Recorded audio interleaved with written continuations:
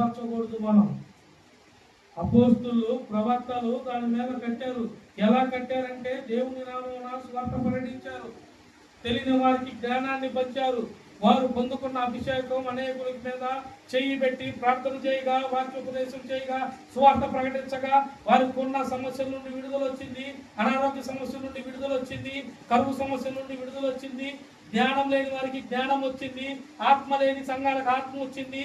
అందరి మీదకి దేవుని కృప నిండుగా దిగి వచ్చిందంట. హల్లెలూయా.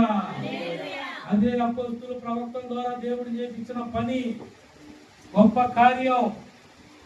దేవుని మాట విన్నట్టు అపోస్తుల మాట విన్నారు. యోహాను మాట, పేతురు మాట, ఆంద్రే మాట, తోమా మాట అందరూ విన్నారు. కాబట్టి దేవుని సువార్త మొదట తెలియని వారికి వెలిగా ఉంది. ఇప్పుడు దేశమంతా దేవుని మాట, దేవుని వాక్కు శక్తిగలదై ఉంది. హల్లెలూయా.